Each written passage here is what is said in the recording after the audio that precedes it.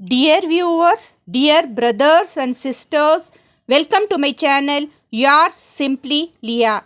Assalamu alaikum wa rahmatullahi wa barakatuhu. Juice 26 ஹாம் meme சுருக்கம் கேட்கலாம். தமிழில் விளக்கம். பிஸ்மில்லா இர்ரஹ்மான் நிர்ரஹீம். இந்த ஜூஸ் பின்வரும் சூறாக்களை கொண்டுள்ளது.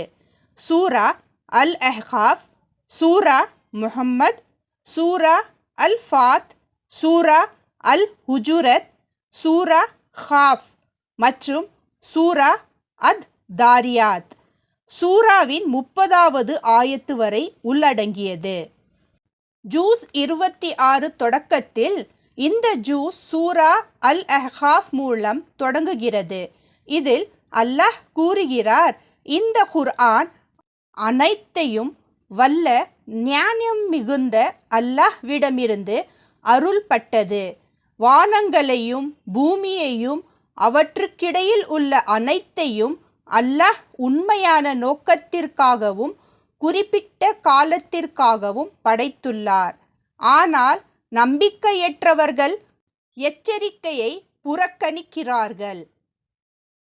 அல்லாஹ் வாக்குறுதி அளிக்கிறார், எங்கள் இறைவன் அல்லாஹ் என்று கூறி அதில் உறுதியாக நிற்கும் மக்களுக்கு பயமோ கவலையோ இருக்காது. அவர்கள் சொர்க்கத்தில் என்றென்றும் வாழ்வார்கள். இது அவர்கள் செய்த நன்மைக்கான பலனாகும். அல்லாஹ் மனிதர்களுக்கு பெற்றோரிடம் நன்றாக நடக்க கட்டளை இடுகிறார். தாயார் பெரும் கஷ்டத்துடன் குழந்தையை கருவுற்று பெற்றெடுக்கிறார் என்பதை நினைவூட்டுகிறார். நல்ல வாழ்க்கை வாழ்ந்து அல்லாஹ்வுக்கு நன்றி செலுத்துபவர்களின் நற்செயல்களை அல்லாஹ் ஏற்றுக்கொள்வார். ஆனால் பெற்றோருக்கு எதிராக நடக்கும் மக்களை அல்லாஹ் தண்டிப்பார். பின்னர் நபி ஹூத் அவர்களின் சம்பவம் கூறப்படுகிறது. அவருடைய மக்களான அஹ்காஃப் பகுதியில் இருந்தவர்கள் ஒரு மேகம் மலை கொண்டு வரும் என்று நினைத்தனர். ஆனால் அது அவர்களுக்கு கடுமையான தண்டனையை கொண்டு வந்தது.